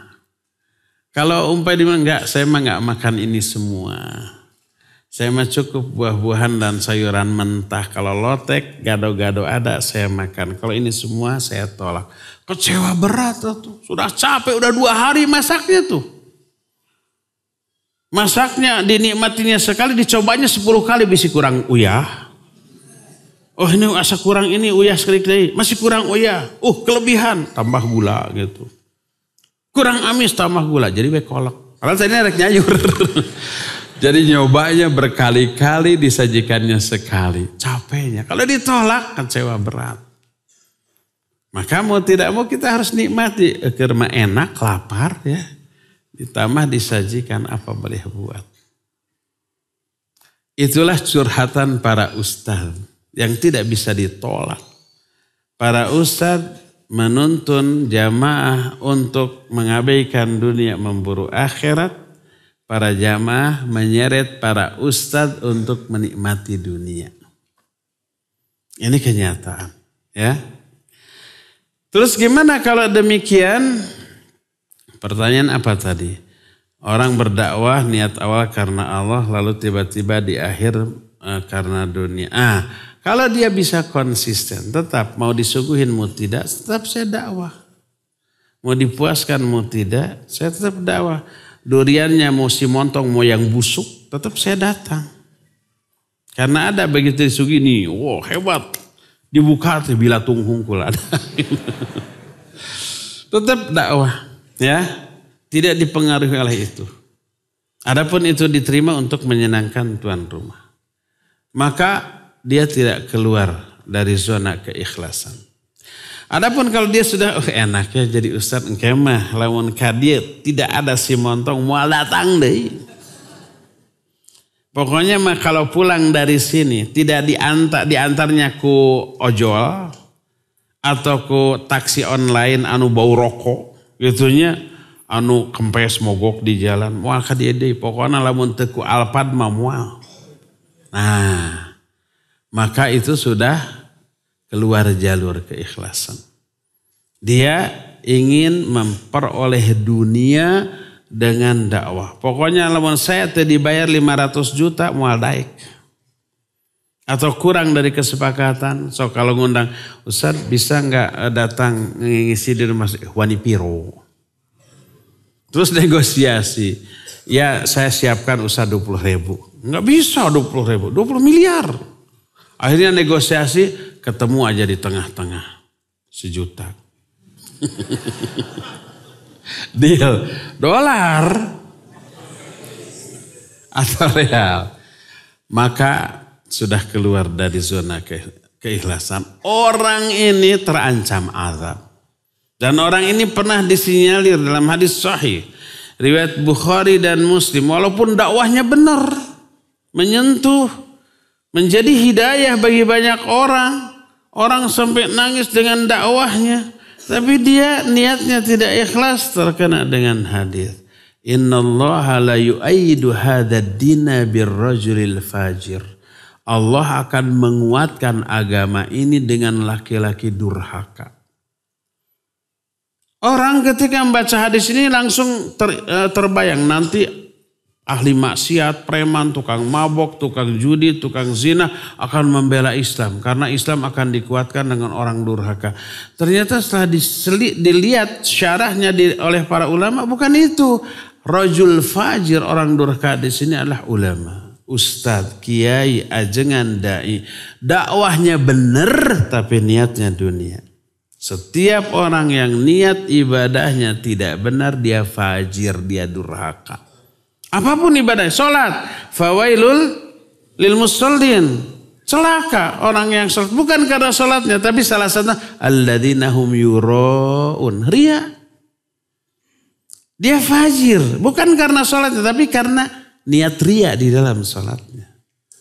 Orang berdakwah, dakwahnya bagus, menyentuh banyak orang. Menjadi hidayah bagi banyak orang. Tapi niatnya dunia. Dia celaka karena niatnya. Hadis mengerikan nih dari Abu Hurairah radhiyallahu riwayat Imam Muslim. Abu Hurairah menyampaikan hadisnya sampai pingsan 3 kali loh. Setelah pingsan 3 kali beliau menyatakan bahwa Nabi SAW, aku mendengar Nabi di tempat ini hanya berdua saya dengan beliau berkata, Inna awalan nas yuqda yaumal qiyamah thalatha. Manusia yang paling awal dihisab pada hari kiamat 3. Salah satunya ini saya tidak akan menjelaskan 3-3. Tapi salah satunya orang yang berilmu dan berdakwah. Ditanya, aku telah berikan kepadamu nikmat yang banyak, kata Allah. Apa yang kamu lakukan? Orang ini menjawab, Rabbi ta'allamtul ilma wa 'allamahu wa qara'ta fikal Qur'an. Ya Allah, selama hidup aku belajar mengajar. Menuntut ilmu, mengajarkan ilmu. Aku membaca Al-Quran karenamu. Apa kata Allah? Kadzabta, bohong kamu. Ta'allamta li ayyuqala annaka alim faqad qil. Kamu belajar ilmu dalam rangka agar kamu terkenal sebagai orang alim. Dan ucapan, pujian orang itu sudah kamu dapatkan. Kamu membaca Al-Quran agar kamu disebut qori, bagus suaranya, bagus bacanya. Dan pujian itu telah kamu dapatkan. Akhirnya orang itu masuk ke dalam neraka. Lihat. Niat yang salah merusak ibadah. Semua yang Allah janjikan pahala ampunan di cancel. Nggak jadi, dibatalkan. Yang ada ancaman azab. Jadi kalau umpamanya dia ikhlas dari awal dalam berdakwah di jalan belok menjadi tidak ikhlas untuk kepentingan dunia, cepat luruskan kembali. Mumpung masih ada kesempatan untuk memperbaiki ya. Kembalikan niat ke awal ikhlas karena Allah Subhanahu wa ta'ala. Nulisnya kecil amat. Untung mata saya normal. Apakah setiap perbuatan sia-sia itu pasti berdosa? Dan apa saja hal yang membuatnya menjadi sebuah dosa? Iya. Kesia-siaan ada 2. Makna sia-sia adalah dia tidak memperoleh pahala dengan perbuatannya, tapi juga tidak berdosa. Dia nggak dapat apa-apa. Contohnya semua amalan yang hukumnya mubah. Tanpa diniatkan untuk ibadah, tanpa diniatkan untuk maksiat, perbuatannya mubah, tidak dijanjikan pahala, tidak terancam dengan dosa, ini termasuk kesia-siaan. Dosa enggak dosa, karena mubah secara fikih. Kerugian dia hanya menghabiskan ilmu, hanya menghabiskan waktu, umur tanpa manfaat. Adapun kalau yang dimaksud sia-sia di sini adalah perbuatan yang tidak hanya tidak memperoleh pahala, bahkan terancam dengan dosa, ya dosa. Itu melakukan perkara yang haram atau perkara yang makruh secara terus-menerus. Dia berdosa, ya. Atau perbuatan mubah tapi diniatkan untuk ibadah, maka tidak sia-sia. Contoh makan atau tidur atau olahraga itu mubah. Mau olahraga mau tidak berdosa, tidak berpahala. Mau tidur atau tidak, mau makan atau tidak berpahala, tidak berdosa. Tapi kalau diniatkan dengan niat yang baik. Kenapa kamu makan? Agar sehat, agar kuat, agar ibadah maksimal. Maka diniatkan untuk sesuatu yang baik jadi berpahala. Terus menerapkan adab sunnah. Bismillah, bismillahnya wajib. Ketika bismillah dia berpahala. Dengan tangan kanan. Mengambil dari yang terdekat dulu. Seusai makan berdoa. Kata Nabi SAW, siapa yang makan lalu berdoa. Alhamdulillahilladzi at'amani hadha. Wa razaqanihi min ghairi haulin wala quwwah. itu akan diampuni dosa-dosa yang telah. Berarti ibadah, ya. Dengan 2 syarat, niat benar, menerapkan adab sunnah. Demikian juga ketika tidur, demikian juga ketika berolahraga, niatkan dengan niat yang baik, berubah menjadi ibadah. Adapun kalau niatnya buruk, kenapa kamu makan gede? Dia menjawab biar larinya kenceng, kalau dipukul kuat. Emang mau ngapain? Mau maling. Sebelum operasi makan gede dulu. Biar kalau ketahuan larinya kenceng. Kalau ketangkap dipukuli kuat. Makanya saya harus gede makan. Saya harus olahraga, harus latihan. Kenapa latihan? Kenapa olahraga? Biar kalau dipukul kena hajar massa kuat gitu. Kalau hanya dikejar oleh 1-2 orang saya bisa melawan gitu. Niat olahraga, belajar bela diri atau menguatkan fisik dalam rangka menunjang kemaksiatan dosa. Olahraganya jadi dosa, ya. Nah, itulah yang mubah. Apakah kesalahan atau dosa yang dilakukan oleh orang tua kita terdahulu karena ketidaktahuan akan ditanya oleh Allah kelak? Iya, akan ditanya. Karena apa? Karena kenapa dia melalaikan perintah yang wajib, melanggar yang haram? Karena ketidaktahuan. Kesalahannya di mana? Dia tidak belajar tentang sesuatu yang wajib dia ketahui. Talabul ilmi faridatun ala kulli muslim. Mencari ilmu itu wajib bagi setiap muslim. Ilmu apa yang wajib dipelajari? Ilmu tentang kewajiban dia kepada Allah. Sebagai seorang hamba kepada Allah. Wajib. Kita wajib belajar tata cara sholat. Tata cara saum. Tata cara zakat apabila kita sudah terkena kewajiban zakat. Tata cara haji atau umrah apabila kita sudah terkena kewajiban haji atau umrah. Wajib dipelajari ilmunya. Kalau enggak, maka dia berdosa, ya. Jadi kesalahan dia adalah tidak mempelajari ilmu yang Allah wajibkan bagi dia untuk dipelajari. Bagaimana cara mengetahui niat bahwa kita sudah ikhlas karena Allah? Coba lihat. Untuk apa ini ditujukan niat kita? Kalau untuk meraih apapun yang ada di sisi Allah, kita nggak peduli dengan komentar orang. Kalau kita masih terpengaruh oleh komentar orang, masih pertanyakan keikhlasan kita. Umpamanya, kita dakwah dicela. Aduh saya mau dakwah, harusnya dipuji malah dicela. Nah, berarti masih memperhitungkan penilaian orang. Atau tidak dihargai. Nah, dihargaan ibadah saya teh. Oh, berarti ibadah teh ingin dihargai orang. Nah, teh nuhun-nuhun acannya ka saya teh sudah nulungan. Berarti pertolongan dia itu masih mengharapkan balasan dari orang. Lihat Allah berfirman, "Innama nut'imukum liwajhillah." Teruskan. La nuridu minkum jazaa'a wala syukur. Innama nut'imukum liwajh. Kami hanya beri makan kepada kalian dalam rangka meraih wajah Allah.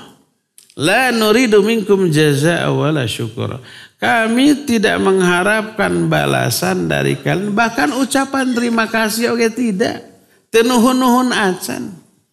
Makanya kalau kita menolong, kalau ada orang Arab yang soleh ya, menolong kita, lalu kita berikan, kita katakan syukron. Apa jawabnya? La syukra alal wajib. Gak perlu berterima kasih untuk suatu kewajiban. Saya menolong kamu itu wajib, gak perlu berterima kasih. Dalam bahasa Arab ada tuh begitu. Dalam bahasa Indonesia ada enggak? Dalam bahasa Sunda. Hatur nuhunnya jawabannya apa? Sawangsulna. Atau naon deui? Sami-sami. Pernah menjawab hatur nuhun. Tuh kerah nuhun atau da mah kewajiban. Ada yang begitu? Ada ya, ada. Bagus itu. Terima kasih. Kembali atau sama-sama. Ada yang jawab terima kasih. Nggak usah terima kasih, ini mah kewajiban. Ada? Mungkin ada 1-2 tapi jarang. Dalam bahasa Arab ada la syukur ala wajib. Dalam bahasa Inggris thank you. Apa jawabannya? ada you welcome, ada my pleasure, ada juga don't mention it. Nggak perlu disebut-sebut. Nggak perlu ucapan terima kasih. Itu karena kewajiban. Ya. Jadi ikhlaslah karena Allah. Orang mau memuji, mencela perbuatan kita, nggak sampai mempengaruhi kita. Ya.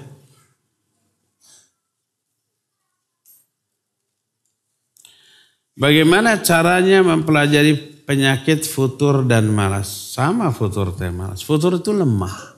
Lemah semangat dalam ibadah, selamat belajar. Malas teh. Caranya agar tidak malas maka harus rajin. Iya harus rajin. Bagaimana caranya agar rajin? Pertama nih. Motivasi diri kita dengan keuntungan karena rajin.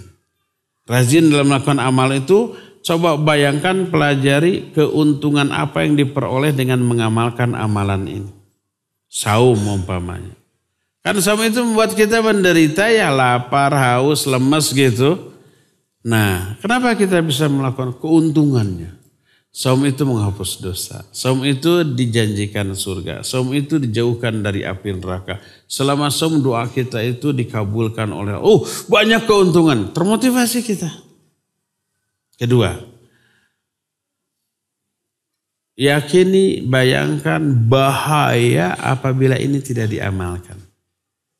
Seperti umpamanya orang yang tidak saum. Bahayanya apa? Azab neraka, murka Allah Azza wa Jalla, laknat disebutnya barokah. Ngeri itu. Akhirnya kita termotivasi. Ya, itu yang kedua. Ketiga, gaul dengan orang-orang yang beriman, berilmu, beriman, beramal soleh. Agar kita ini tertulari oleh kebaikan mereka. Akhirnya kita memperoleh semangat untuk beramal. Keempat, jangan lupa berdoa. Ya. Berdoa agar Allah mencabut kemalasan ini dari kita. Allahumma inni a'udzubika minal hammi wal hazan wal azzi wal kasal wal bukhli wal jubni wal harami wa adzabil qabr. Jadi Allahumma inni a'udzubika minal ajzi wal kasal. Aku berlindung kepada Allah dari kelemahan, futur dan dari kemalasan. Minta kepada Allah ya.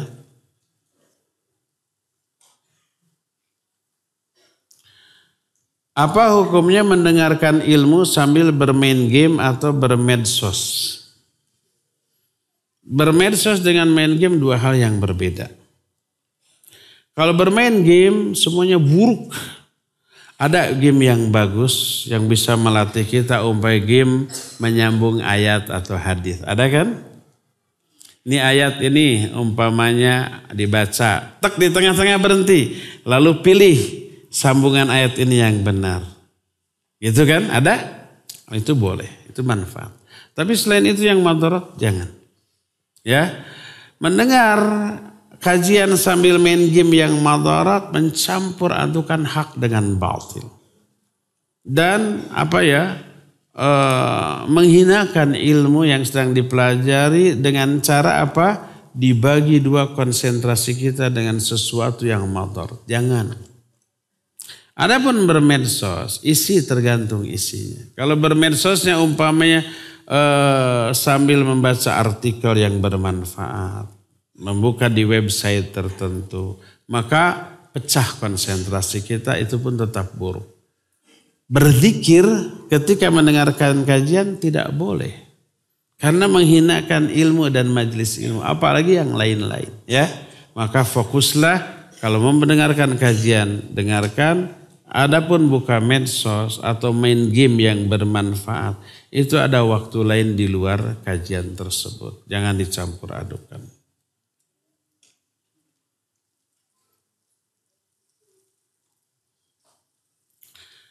Afan Ustaz, mohon penjelasan dari hadis idzan tasafa Sya'ban fala tasumu. Kalau datang pertengahan bulan Sya'ban jangan kamu berpuasa. Bagaimana dengan puasa sunnah Senin Kamis? Pertama, untuk yang terbiasa saum Senin Kamis atau Daud boleh. Walaupun sehari sebelum saum. Walaupun ada hadis jangan kamu dahului saum Ramadan dengan saum sunat 1 atau 2 hari sebelumnya. Kecuali kalau dia terbiasa saum di hari itu. Umpamanya 1 Ramadan itu jatuh pada hari Selasa. Kita biasa Senin Kamis. Boleh nggak kita sehari sebelum Ramadan saum sunat Senin? Kalau kita terbiasa Senin Kamis boleh. Karena Nabi SAW juga menyatakan kecuali kalau dia terbiasa saum di hari itu. Boleh. Tapi kalau kita tarak sama sekali. Nggak pernah saum Senin Kamis tiba-tiba 1 Ramadan hari Selasa. Saya mau Senin sunnah Senin Kamis sebelum. Nggak boleh. Atau 1 Ramadannya umpamanya Jumat. Kemisnya kita saum sunat. Kalau terbiasa Senin Kamis boleh. Tapi kalau tidak terbiasa hanya saat itu maka tidak boleh. Ya. Demikian juga dengan sudah datang pertengahan Sya'ban, sudah pertengahan terakhir di bulan Sya'ban menuju saum Ramadan dan kita tidak terbiasa saum sunnah maka jangan. Tapi adapun orang yang terbiasa saum Senin Kamis atau saum Daud maka tetap dibolehkan melakukan saum sunnah. Ya. Sudah cukup waktunya sampai di sini, sudah 2 jam waktu yang kita habiskan selama duduk di sini. Dan ini melebihi dari kapasitas kemampuan orang duduk 2 jam ya. Tapi wayahna insya Allah dipahalai dan insya Allah digugurkan dosa-dosa. Kita cukupkan sampai di sini, semoga Allah mempertemukan kita kembali di masa yang akan datang. Subhanakallahum bihamdik, asyhadu an la ilaha illa anta, astaghfiruka wa atubu ilaik walhamdulillahi rabbil alamin. Wassalamualaikum warahmatullahi wabarakatuh.